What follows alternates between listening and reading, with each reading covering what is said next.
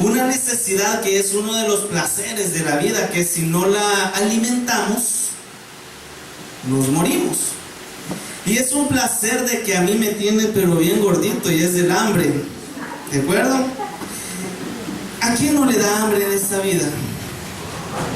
¿Qué sucede para los que trabajamos si vamos a trabajar sin comer? Y no andamos ayunando, sino que simplemente usted no comió porque le agarró la tarde y así se fue a trabajar. Llegamos amargados, que nos dicen, buenos días, bienvenido. Uy, ¿qué le pasó? Se levantó con el pie izquierdo. Al estudiante, ¿qué sucede al estudiante que no desayuna bien? Porque hoy se ha hecho algo común de que los que estudian ya no desayunan en casa, sino que desayunan donde estudian. Cosa que está mal hecho. Mal hecho. Uno tiene que desayunar temprano para poder funcionar normalmente y bien en el transcurso del día. Ahora bien, si nosotros humanamente tenemos necesidad de alimentarnos como hijo de Dios, tenemos otra segunda alimentación, y esa es la alimentación espiritual. Porque nosotros como hijos de Dios, desde que recibimos a nuestro Señor Jesucristo, despierta ese apetito, el apetito de Cristo, el apetito de estar más con Él. Y hoy vamos a hacer un test. Ejemplo, ¿cómo identificar cómo está mi alimentación si no estoy desnutrido espiritualmente hablando? Un ejemplo, yo le decía al Señor, ¿qué ejemplo? ¿Cuándo te dan palabra? Cuando la adoración se vuelve tan intensa de que el Espíritu nos impulsa a pasar al altar. Y estando en el altar, el ministro o el pastor le empieza a dar palabra. Tú vas a recibir esto, vas a recibir lo otro, que escucho las llaves, que escucho las llaves de la casa, que escucho el carro. Usted, hermano, en el momento la cree y la atesora. Pero ¿qué sucede? Aquí sucede el efecto sopa. Cuando nosotros vamos a tomarnos o a comer, la sopa trae verduras, tomamos y comemos. Una sopa de esas sopas de pata, ¿verdad? Una sopa de esas de res que trae bastante carne, más carne que hueso. Nosotros la comemos con ansias, con ganas. Cuando estamos recibiendo palabra, la recibimos con ansias y con fe. Pero ¿qué sucede con la sopa? Pasa una hora, pasan 2 horas, llegamos a las 3 de la tarde, usted ya tiene hambre. ¿Sí? Pero usted ya tengo hambre, pero porque usted la sopa la disfrutó en el momento. Así es cuando te dan palabra, cuando a ti te dan palabra la disfrutas en el momento. Te vas a sentar y empiezas tu cuestionamiento y empiezas a preguntar, ¿cómo va a pasar? ¿Cómo está mi situación actual? Esa es una falta de alimentación. Porque llegamos a la casa y esa palabra ya se nos olvidó, ya la vemos imposible. Aquí la vimos posible, en la casa es imposible. Ahora bien, ¿por qué pasa eso? Y es donde el Señor me regaló el mensaje. Yo ya he predicado de este texto, pero cuando usted lee un texto, lo vuelve a leer, el Señor le va revelando aún más.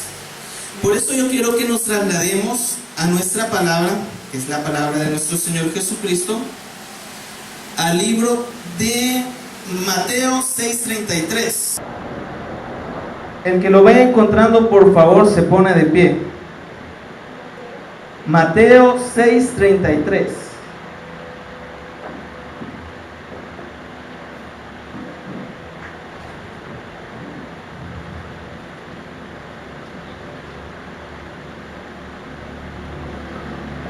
¿Lo encontramos? Amén. La palabra de Dios dice: mas buscad primeramente el reino de Dios y su justicia, y todas estas cosas os serán añadidas. Padre, gracias te damos por habernos permitido estar reunidos. Damos gloria y honra a ti, Padre, en el nombre de Jesús. Como yo te dije, Padre, yo no quiero hablar, yo quiero ser el receptor de su palabra y el transmisor de la misma, Padre. Habla y manifiéstate con todos nosotros, en el nombre de Cristo Jesús. Amén y amén. Ahora bien, buscad primeramente el reino de Dios y su justicia. Cuando usted busca un reino, o busca una ciudad, o busca un departamento en el país, usted busca un camino. Amén. El camino, ustedes ya lo encontraron. Y ustedes, ya lo encontramos el camino. Sí, el camino es Cristo. Cuando usted acepta a Cristo, usted hace un punto y final de su vida pasada y empieza un nuevo camino. Yo quiero que hagamos cuenta y caso que aquí hay una pizarra. Aquí está usted y acá está su vida pasada, su vida sin Cristo, solo alimentación terrenal. Cuando usted acepta a Cristo, aquí hay un punto y aparte, su vida pasada está olvidada, porque Cristo pagó por ella, Cristo la olvidó, Cristo no se acuerda más de nuestras iniquidades. Y empieza una nueva línea, una línea recta, desde que aceptamos a Cristo hasta que nos vamos y vivimos eternamente con Él. Ahora bien, en ese trayecto de la línea no significa que vamos a ser siempre constantes en el camino. ¿Por qué? Porque somos pasta humana. Nuestra tendencia es pecaminosa. La única diferencia, y es una gran diferencia, es que en ese camino ya no estamos solos. Pero como todo ser humano tendemos a desviarnos. Unos jalan para arriba, otros jalan para abajo. Aunque al final siempre vamos a terminar en el camino de nuestro Señor. Y ahí es donde entra lo que yo les comenté al inicio de lo personal, de lo que me pasó. Y esto se basa siempre en la Biblia, pero yo se los leo rápidamente. Está en el Proverbios 14:12. Hay caminos que al hombre le parecen derecho, pero su fin es camino de muerte. Yo cuando me fui de la iglesia, me fui orgulloso. Creo que somos especialistas en el orgullo, ¿verdad? Sin embargo, yo me fui a inscribir al seminario de teología del Tabernáculo Santa Lucía Central. El pastor Benedicto, hijo, ¿se está congregando? No, mire, que no sé qué, especialistas en pretexto. Todos los lunes yo decía, ya me va a preguntar, y todos los lunes me preguntaba, hijo, ¿se está congregando? Sin embargo, yo decía, voy a empezar. Hay caminos que al hombre le parecen derecho. Yo pensé que iba por buen camino, sin embargo no cumplía al 100%. Dejé de congregarme y empecé a estudiar teología nuevamente. Ahora bien, en la palabra de Dios dice, no hay que dejar de congregarnos, como muchos tienen por costumbre. Dice también la palabra, apartados de mí nada podéis hacer. Y Dios no va a ser un Dios de que solo cuando estudie teología, sino que tiene que ser un Dios que busquemos constantemente, que convivamos con Él, que vivamos con Él, que tengamos una relación con Él. Y es algo que a mí se me había escapado. Pero como todo ser humano, uno siempre pone como un meme que sale por ahí, la vieja confiable. Para mí, mi vieja confiable, Dios conoce mi corazón. Dios conoce tu corazón. Entonces, si Dios conoce tu corazón, ¿dónde está su voluntad que no la estés practicando? El Señor te manda, congrégate. Accedí y empecé a venir los martes y jueves. ¿Qué sucede? Martes y jueves. Dios conoce mi corazón. Yo quiero ir domingo, pero me cuesta levantarme. Y ahí es donde yo le digo, a muchos el Señor los trae enfermos, a muchos el Señor los trae arrastrándose, pero el Señor tuvo misericordia de mí.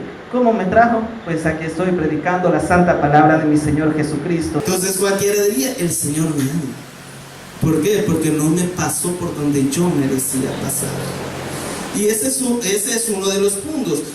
Buscando el camino de Cristo, lo encontramos, empezamos a caminar, pero como todo ser humano nos salimos de él, que ahí es donde entra el Proverbios 14:12, que para nosotros es derecho, pero porque nosotros así lo queremos ver. Sin embargo, no es un camino a la plenitud de Cristo. Y rápidamente vamos al punto 2. Y este punto 2 es muy precioso, realmente es muy precioso porque de los 3 puntos, este es el que más me encantó. Les soy franco y les soy honesto. Cuando nosotros aceptamos a Cristo, Cristo nos da un regalo, el regalo de la salvación. Pero ¿cómo se le llama? Se le llama gracia. El camino de un hijo de Dios siempre tiene que ir bajo la cobertura de la gracia. Viene y empecé, Señor, dime cómo lo tengo que hacer, cómo exponer la gracia. Y me puse a investigar. La palabra gracia, traducida gracia en el Nuevo Testamento, proviene de la palabra griega charis, que significa favor o bendición. Y todos podemos extender la gracia a los demás. Pero cuando la palabra gracia se usa en relación a Dios, adquiere un significado más potente. La gracia es que Dios nos escoge para bendecirnos en lugar de maldecirnos. Cuando el Señor, nosotros aceptamos a Cristo, antes de aceptarlo estábamos condenados, ¿sí? Condenados con Satanás. Quiere decir que vivíamos una vida de maldición. Viene el Señor, si aún merecernos, mandó a su Hijo a morir en la cruz del Calvario por nosotros. ¿Sí? Por amor a nosotros. Nosotros quienes somos, no somos nada, mas Cristo nos hizo lo que somos. Viene el Señor y te reviste de su gracia. Ojo, no la merecemos, sin embargo Él nos la da, porque en lugar de maldecirnos, nos dio la vida eterna. Pero hay unos significados que nosotros tendemos a confundir, y esa es la misericordia y la gracia. ¿Alguien sabe qué significa misericordia o cuál es la acción de la misericordia? Hermana María, misericordia, la acción de la misericordia.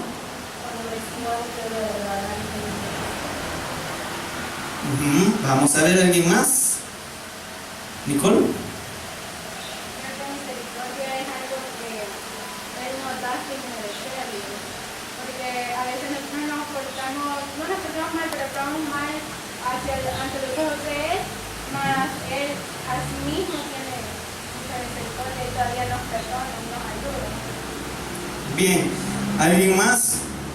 ¿Y a Lupe?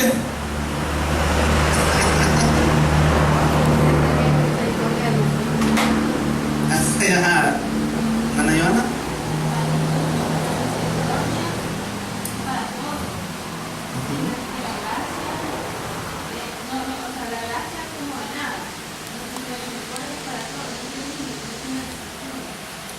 También tiene una aplicación diferente. La misericordia, yo buscando siempre respaldándome, ¿verdad? Con información cristiana evangélica. ¿Y qué me decía? Y la consulté también con un pastor. Dice, la gracia, Dios muestra tanto la misericordia y la gracia, aunque no son lo mismo. La gracia retiene un castigo, la misericordia retiene un castigo que merecemos. Tiene lógica. ¿Por qué? Porque cuando nosotros estamos pasando por algún problema, alguna dificultad, le decimos, Señor, ten misericordia. Señor, ten misericordia de nosotros. ¿Y por qué pasamos esas tribulaciones? ¿Por qué pasamos una prueba? A causa de una mala decisión. Tomamos una decisión mala, atrae una consecuencia. Que le decimos, Señor, ten misericordia de nosotros. Entonces la gracia y la misericordia no viene siendo lo mismo. Y la gracia es lo que estaba diciendo Nicole. Dice, la gracia otorga una bendición que no merecemos. ¿De acuerdo? Entonces, si Dios tiene tanto amor por nosotros, que nos dio una bendición por excelencia, la salvación, nosotros la merecemos. ¿La merecemos? Nosotros somos indignos. Sin embargo, sin merecernos, nos dio gracia y nos hizo salvos. Entonces el Señor te dice, oye, si yo te doy una palabra que te voy a dar esto, te voy a dar lo otro, yo no quiero que te centres en lo que te voy a dar, yo quiero que te centres en el camino para llegar a eso. Porque ¿de qué depende? Depende, para que el Señor te lo dé, depende de uno mismo. Porque si el Señor te dice, Señor, te dice Dios, yo te voy a dar una casa, vienen y ustedes se centran en la casa, y ora por la casa, vive por la casa. Entonces no vive el camino para llegar. La palabra del Señor dice que la voluntad del Padre es buena, agradable y perfecta para con nosotros. Si es buena, agradable y perfecta, quiere decir que Él nos va a bendecir. Sin embargo, hay que aprender a llegar a esa bendición. No poner en primer lugar lo terrenal de lo espiritual. Porque muchas personas y muchas iglesias van en el camino y van predicando un evangelio de empezar a llenarse de lo material. Cuando el Señor dice en su palabra, buscad primeramente el reino de Dios y su justicia. ¿Cómo vamos a buscar ese camino? Porque nos es más fácil, para nosotros nos es más fácil pedir por la casa que hacer la voluntad de Dios. Y ahí ya me estoy adelantando al otro punto. pero le vamos a finalizar el primero, beneficios de la gracia. En la Biblia podemos encontrar muchos beneficios, y así que voy a necesitar la ayuda de ustedes. Hermana María, no sé si puede buscar libro de Romanos 5:10. ¿Quién más tiene Biblia? Hermana Daisy, búsqueme por favor Colosenses 1 del 19 al 20. Vamos a tocar esos dos beneficios y yo voy a tocar el último. Amén. Romanos, ya lo tenemos. Leámoslo por favor. Porque siendo enemigos, fuimos reconciliados con Dios por la muerte de su Hijo, mucho más estando reconciliados seremos salvos por su vida. Lo primero, repítalo, lo primerito. Porque siendo enemigos, fuimos reconciliados con Dios por la muerte de su Hijo, mucho más estando reconciliados seremos salvos por su vida. Ahí está. Ese es un beneficio fundamental. Gracias. Que el Señor va aún más lejos que la misericordia y extiende su gracia a sus enemigos. Nosotros éramos enemigos de Cristo porque éramos pecadores. Sin embargo, nos alcanzó su gracia. Vamos al otro, hermana Daisy. Hermana Nicole, vamos. 19 y 20. ¿Sí? Por cuanto agradó al Padre que en él habitase toda plenitud, y por medio de él reconciliar consigo todas las cosas, así las que están en la tierra como las que están en los cielos, haciendo la paz mediante la sangre de su cruz. Ahora bien, Él nos da un beneficio, otro beneficio de la gracia es la reconciliación. Porque cuando nosotros nos vestimos y nos cubrimos de su gracia, tenemos una reconciliación. También podemos encontrar muchos beneficios que nos da vida en abundancia. La gracia nos da vida en abundancia, y eso está en Juan 10:10. Nos da un tesoro eterno en Lucas 12:33. Nos da su Espíritu Santo en Lucas 11:13. Y también nos da a su Hijo en Juan 3:16, cuando nosotros aceptamos su eterna. ¿Qué dice Juan 3:16? Porque de tal manera amó Dios al mundo que ha dado a su Hijo unigénito, para que todo aquel que en él crea no se pierda, mas tenga vida eterna. La gracia, Cristo nos lleva a su salvación a través de la gracia, no solamente por la misericordia. Porque Cristo nos perdonó, aceptamos su sacrificio, nos cubrimos de la gracia. ¿Por qué? Porque tuvo misericordia. Ya no nos va a dar el castigo que nos merecemos en el lago de fuego. Sin embargo, nos va a dar la vida eterna. Y ese es un beneficio que a mí me encanta, la gracia. También el Hijo de Dios, cuando va tras su tesoro en la línea recta, cuando estamos y aceptamos a Cristo, que empieza nuestra línea, nosotros empezamos a vivir una nueva vida. Y es la nueva vida, y vivimos también bajo la voluntad de Dios. Y ese es el punto 3. Ahora bien, ¿cómo podemos conocer la voluntad de Dios? Vivir bajo la voluntad de Dios es vivir bajo la soberanía de Él. Ahora bien, ¿cuánto vivimos bajo la soberanía de Cristo? Amén. Creo que cuesta, ¿verdad? Cuesta vivir bajo la soberanía, porque vivir bajo la soberanía de Cristo implica sacrificio carnal. Es como un gobierno tiene la Constitución de la República. No sé si nos puede explicar brevemente para qué funciona, hermana Joana. La Constitución de la República es donde se dieron todas las leyes, y no puede adoptarse una ley que no tiene los principios y estándares de la Constitución. Es inviolable, ¿verdad? Inviolable, y para alterarla, tiene que pasar un proceso larguísimo. Cuando nosotros aceptamos a Cristo y empezamos a vivir bajo la soberanía de Cristo, nosotros adoptamos una constitución, y esta constitución es la palabra de Dios y es la Biblia. Pero ¿alguien sabe el nombre de esta Biblia? ¿Alguien? Si para el gobierno de El Salvador la Constitución es lo primordial para un hijo de Dios y vivimos bajo el gobierno de Cristo, esta tiene que ser nuestra Constitución.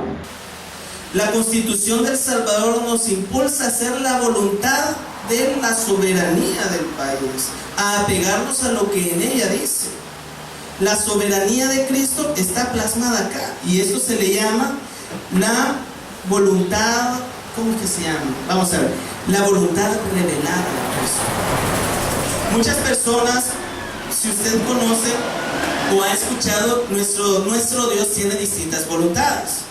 Está la voluntad permisiva, la voluntad revelada, que es su palabra. También está la voluntad oculta, lo que Dios no ha querido revelarnos aún.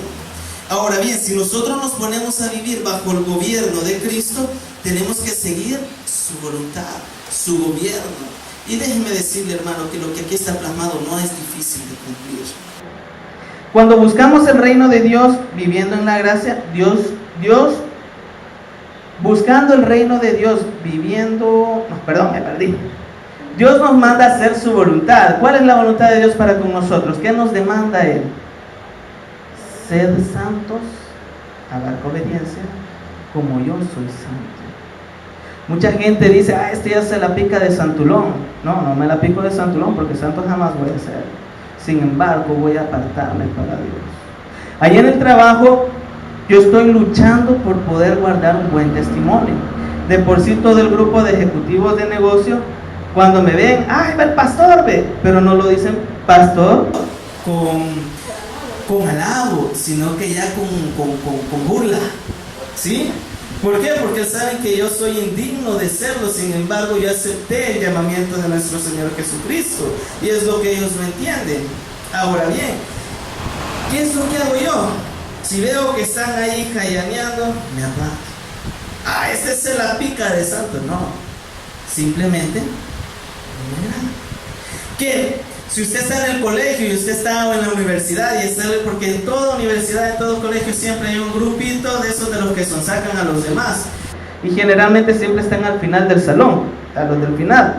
Ahora bien, ¿qué tal si la hermana Joana está en la universidad, está ese grupito relajeando, hablando cosas morbosas, y Joana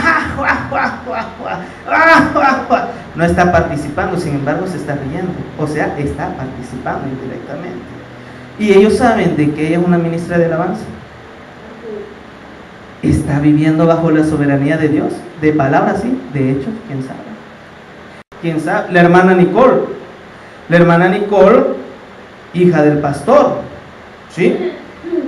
Más aún hay que cuidar la soberanía de Cristo en su vida, hacer su voluntad. ¿Por qué? Porque la gente, el secular, la va a ver a usted para criticarlo a él. ¿Sí? Yo, a mi persona, también me tengo que cuidar, porque yo no le puedo decir a mi jefe, mire, me tengo que ir el lunes tempranito, cinquero, a las 5 en punto, ni más ni menos, porque tengo clases de teología, y me apego a las allanadas que él dice. No estoy cuidando mi santidad. La voluntad revelada de Dios nos impulsa a cuidar nuestra santidad, a ser santos, y no es difícil. El apóstol Pablo decía que hay que ir al blanco perfecto, que es nuestro Señor Jesucristo. Y esa tiene que ser la virtud de un cristiano, que cuando acepta a Cristo, pasar todo el camino para llegar a la altura del varón perfecto. Eso es lo que nos demanda la voluntad de Dios.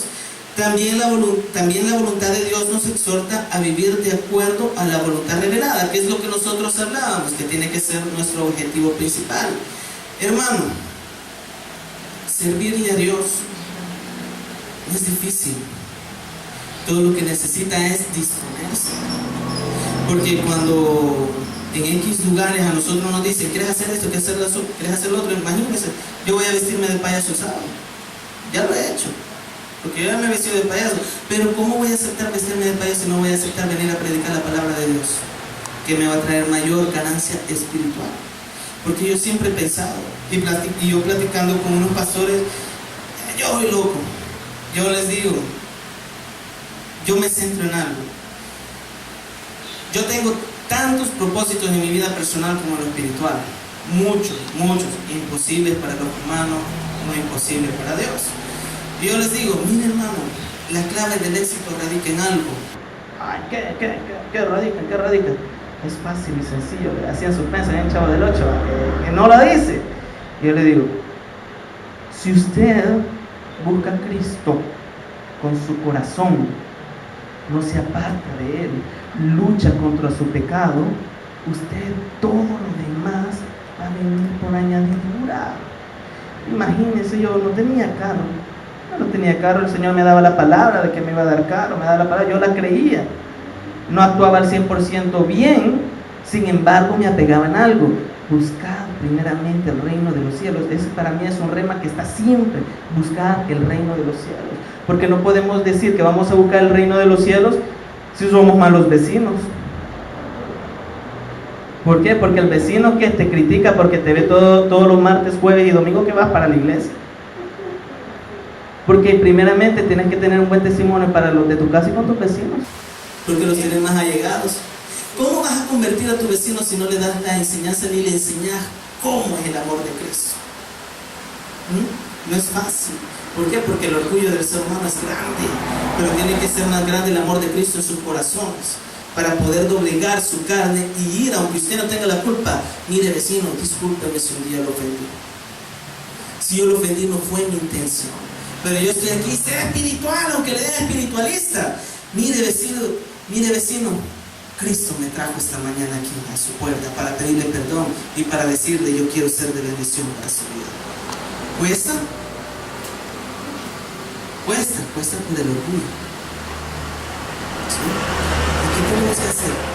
Si el amor de Cristo habita en nosotros, usted tiene que dominar ese orgullo. Otro punto, los hijos que no honran a sus padres. ¿Están haciendo lo correcto? Un día me voy a sentar yo con la tía Lupe, pero si tía Lupe, estos muchachos la respetan, la protegen. Gracias a Dios y al cincho dice. No, ¿por qué? Porque no podemos decir nosotros que somos hijos de Dios si no vivimos como Él vivió, si no somos buenos hijos, si no somos buenos padres, si no somos buenos maestros. Y algo muy lindo que mientras estábamos en la alabanza el Señor me los reveló y es clave en esto. Cristo, si nosotros vamos a llegar a la altura del varón perfecto, tenemos que poner nuestros ojos en Cristo Jesús. Cristo cumplió todo al 100%. ¿Qué? Fue un buen hijo. Fue un buen vecino. Que no vemos en la Biblia que diga que fue mal vecino, que le puso la música a todo volumen, que fueran coritos. Fue un buen maestro. Fue también un ¿qué? Fue un buen esposo y lo sigue siendo. ¿Amén? ¿Qué? Fue un buen hermano. Juan, su hermano. Cristo cumplió todas las facetas que nosotros tenemos que cumplir aquí en la tierra. Y Él nos dice que tenemos que poner la mirada en Él. Tenemos que vivir como Él vivió. Lo único que debemos de doblegar es nuestro orgullo, porque el orgullo, hermanos, lo que causa es divisiones. El orgullo causa tragedias, distanciamientos familiares, porque a veces por orgullo no le hablamos a nuestros hermanos, por orgullo no le hablamos a nuestros padres. Chive, si Él me abandonó. Él te abandonó y nosotros que abandonamos a Cristo a cada rato, que nos quitamos la camisa del cristiano el domingo en la tarde y nos ponemos la secular. Si Cristo se pusiera en ese aspecto, ¿quiénes creen que perderían? Nosotros. Cristo no pierde nada. Él está a la diestra del Padre. Y lo que nos está diciendo es que vivamos como Él, para que podamos estar con Él, para que podamos disfrutar de lo rico que va a ser estar en el reino de Dios y su justicia. Y Él no nos demanda nada difícil, hermano. Usted quiere llegar a la conclusión o quiere llegar a su bendición. Busque el reino de Dios, no busque lo material. Y hay un pasaje claro, y con eso termino, que es en Mateo 16, 26. Y yo se los leo. ¿Por qué? ¿Qué aprovechará el hombre si ganare todo el mundo? Para el que pide casa, ¿qué va a ganar el hombre que tenga 10 casas? Si al final pierde su alma. Porque la mucha riqueza envanece. Y cuando uno se envanece, se cree más que suficiente y se olvida de quién se lo dio. ¿Qué ganar el hombre Porque ¿qué aprovecha el hombre si ganare todo el mundo y perdiere su alma? ¿O qué recompensa dará el hombre por su alma? Perdón. Para mí, siempre ha sido un tema un poquito más espiritual. Hasta cuando estaba más chiquito, tenía que 17 años, estaba en un seminario. No, hombre, Robert, me decía el pastor Ábalos, pues sos muy espiritual, porque yo les cuestionaban y algo que yo no hago. Ay, mire usted aquí, ¿por qué aquí no danzan? Les decía. No, vos muy espiritual, que no sé qué. Pero es eso. Aunque les dije, no, vos sos muy espiritual, a veces es mejor ser espiritual, hacer un mezclado. Porque una raza pura mantiene su pureza. La impura está todo parchada. Eso lo podemos ver con la raza de los animalitos. Un chau chau tiene la lengua, ¿qué color? Morada. Cuando es mezclada, parece vaca parchada. Que así es. Entonces, aunque usted le dice, soy muy espiritual. No, no soy espiritual. Lo que pasa es que ser espiritual amarra a mi hombre carnal. Alimente su espíritu, alimente su corazón, perdone a sus enemigos, busque el reino de Dios primeramente. Cuando le den palabra, usted acéptela, atesórela, porque si se la dio es palabra revelada por Dios para su vida. Sin embargo, no se enfoque a decir, por eso, no, que para llegar a eso, camine bajo la voluntad y soberanía del Señor. Cristo nos ama, Cristo nos quiere bendecir a cada uno de nosotros, porque Él es de bendición. Si Él es de bendición, nosotros como sus hijos tenemos que ser de bendición. Por eso yo quiero que no haya sido un mensaje más de aburrimiento. Créanme que los nervios le ganan a uno, ¿verdad? Ando hambriento también, pero si Cristo nos tiene esta mañana aquí, es por un propósito. Tenemos que retener lo bueno, desechar lo malo, pero con un punto, que todo lo que predica Dios es para el bien de nuestras vidas. El Señor quiere llevarlos a ustedes, como dicen, a cosas mayores, pero para llegar a eso tiene que pasar por un proceso, y ese proceso lo tiene que aprender a caminar usted. Si usted quiere llegar a su bendición, si usted quiere llegar a su propósito, sométase, camine como Cristo quiere que usted camine. Háblele a la gente de Dios, háblele a su jefe, a sus compañeros de trabajo. Si está el grupo de los Jayanes en la universidad, en la escuela, empiece a ganar uno por uno. Es más, usted hágase carnicero cuando venga a venir para acá toda esta sala y empiece a curarle la palabra de Dios. Mucha gente anda preocupada que ayer era el fin del mundo. Ya fue. ¿Quién? El hermano. ¿Qué? Ni el Hijo del Hombre sabe cuándo va a venir nuestro Dios. Va a venir como ladrón en la noche. No hay que preocuparnos. Si vivimos como Cristo nos manda a vivir, no tiene que haber preocupación por el fin del mundo. Al final el fin va a venir. Lo queramos o no lo podemos detener. Mas sí podemos prepararnos y preparar algo de nuestra casa. Yo los amo mucho, es un privilegio estar acá. Y yo quiero meterme de lleno con la iglesia. Los